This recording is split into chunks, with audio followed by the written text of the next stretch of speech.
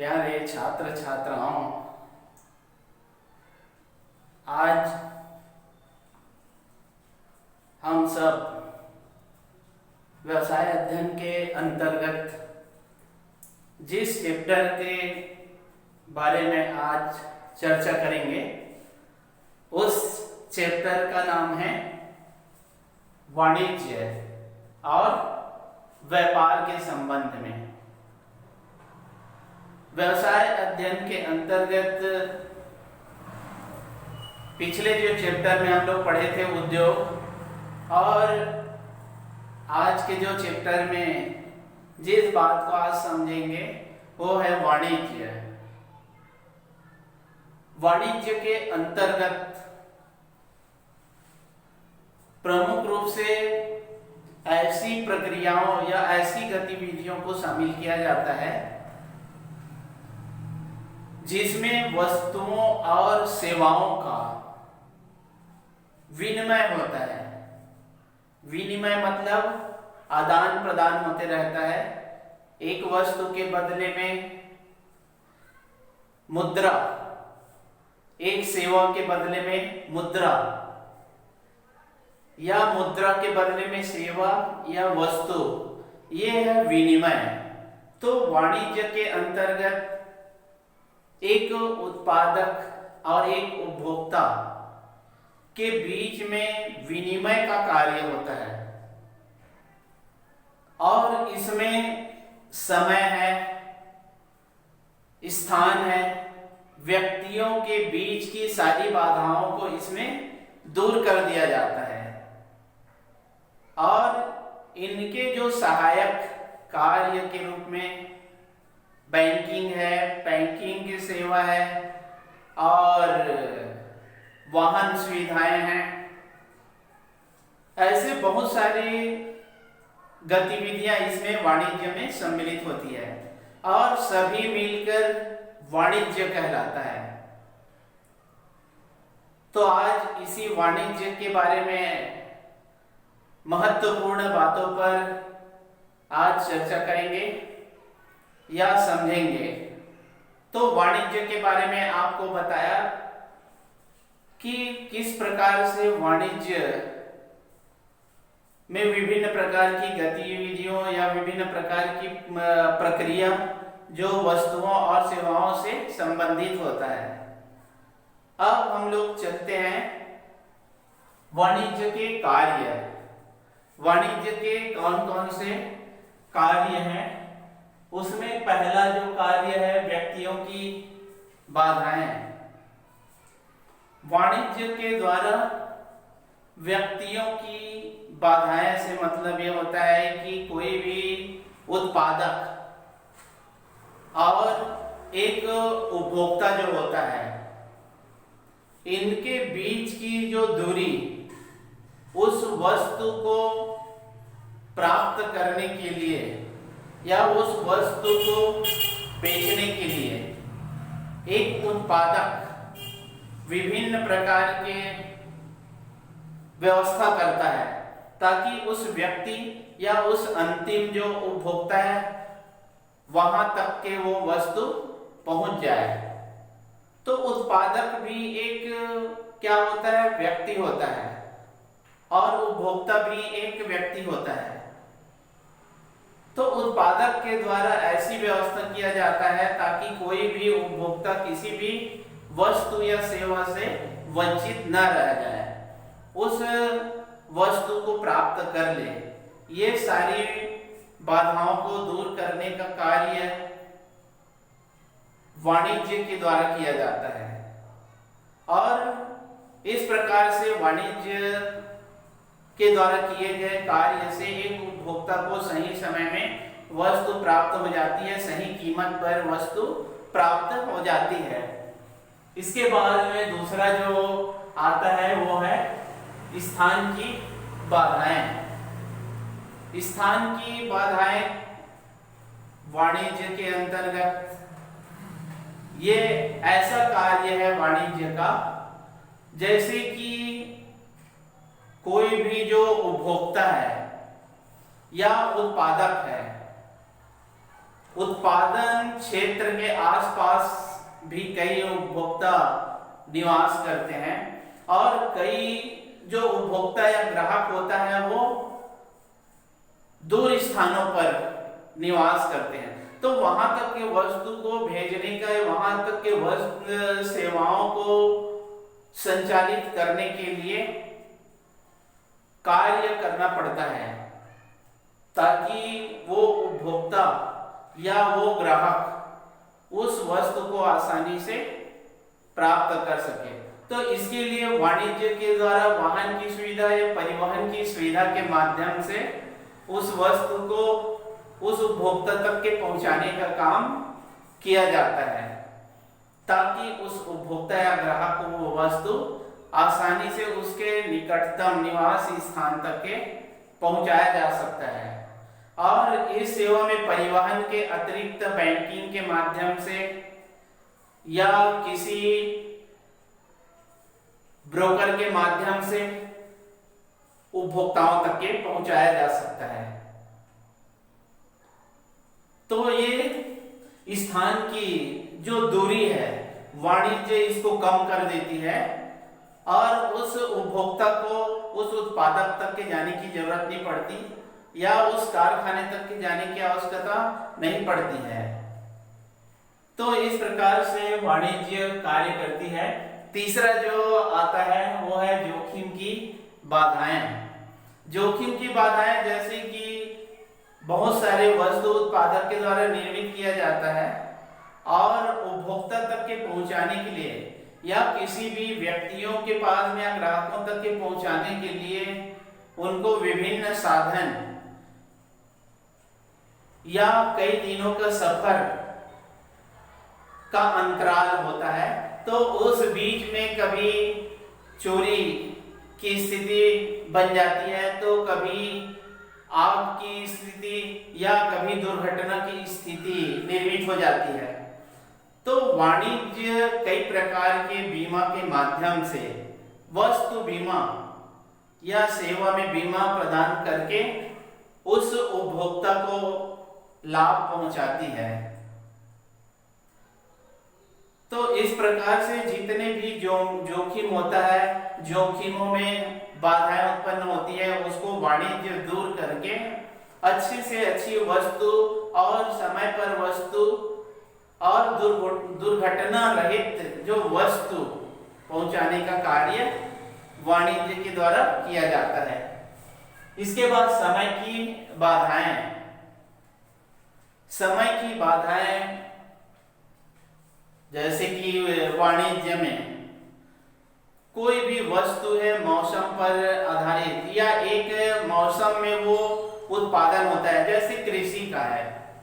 कृषि का व्यवसाय जो किया जाता है एक अलग मौसम या विभिन्न प्रकार के जो फसल का उत्पादन होता है वो उत्पादन एक मौसम पर आधारित होता है और उस कृषि जनित जो पदार्थ है उसका संग्रहण कर लिया जाता है और संग्रहण करने के बाद में उस वस्तु को पूरा वर्ष भर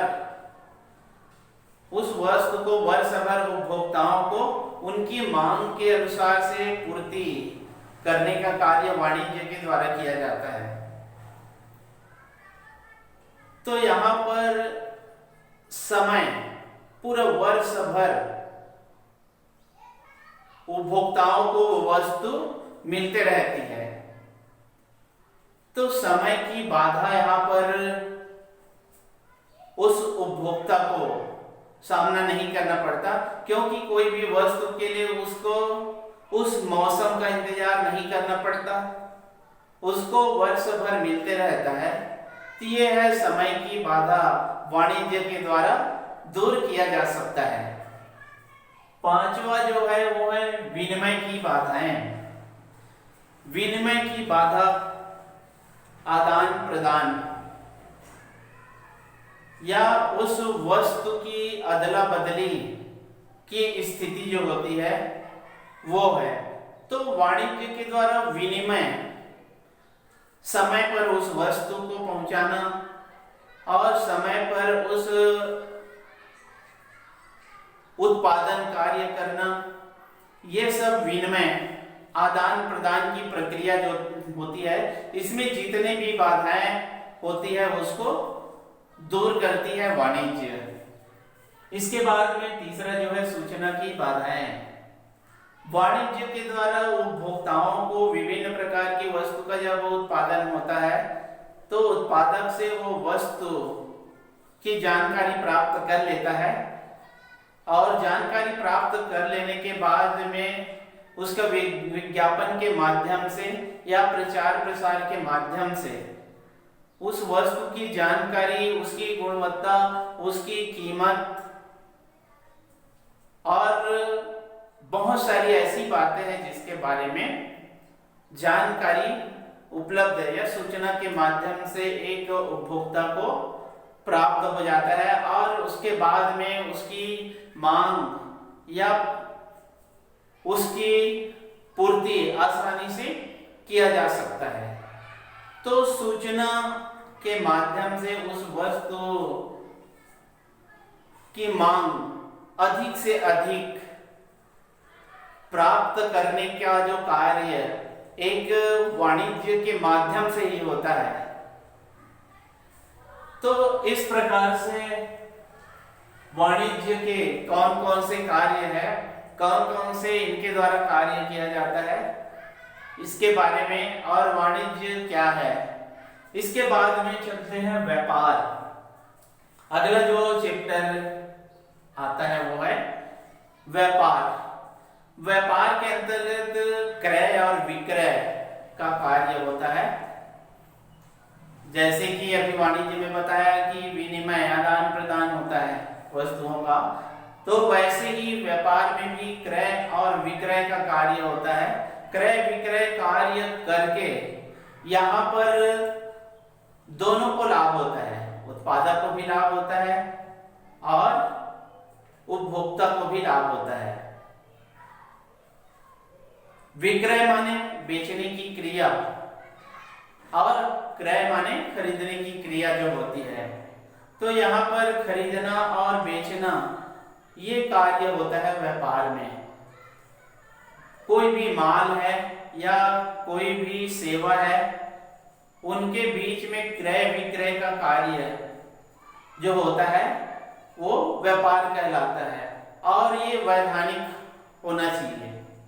तो इस प्रकार से हम व्यापार को समझ सकते हैं कि व्यापार के अंतर्गत या व्यापार वह क्रिया है जिसमें किसी भी वस्तु या सेवाओं का क्रय विक्रय होता है, और इसमें दोनों पक्ष को लाभ या लाभ के उद्देश्य से क्रय विक्रय किया जाता है।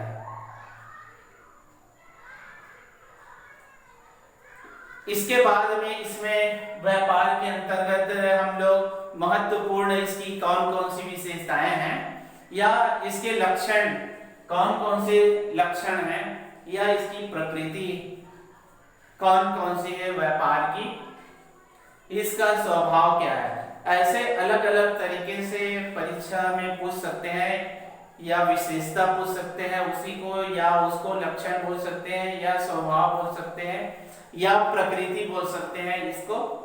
तो ऐसे कभी अलग अलग तरीके से प्रश्न पूछा जा सकता है जिसका उत्तर एक ही होता है।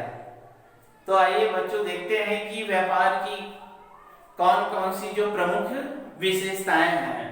इसमें पहली जो विशेषता व्यापार का होता है वो क्रेता विक्रेता। कोई भी व्यापार किया जाता है तो उसके अंतर्गत क्रेता और विक्रेता का होना अनिवार्य होता है।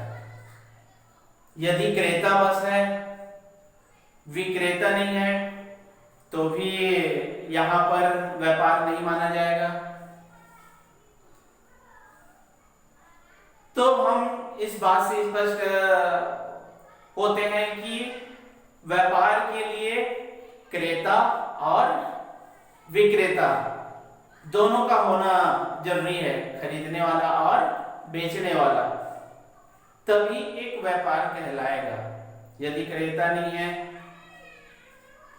विक्रेता नहीं है, या विक्रेता है क्रेता है, तो इस प्रकार से दोनों की अनुपस्थिति में वो व्यापार नहीं माना जाएगा। तो व्यापार के प्रमुख लक्षण, पहला लक्षण यह होता है कि क्रेता और विक्रेता का होना जरूरी है। दूसरा जो होता है, दोनों पक्षों को लाभ। व्यापार जब किया जाता है तो लाभ के उद्देश्य से किया जाता है, लाभ को ध्यान में रखकर किया जाता है और उसमें दोनों पक्ष को लाभ होना चाहिए।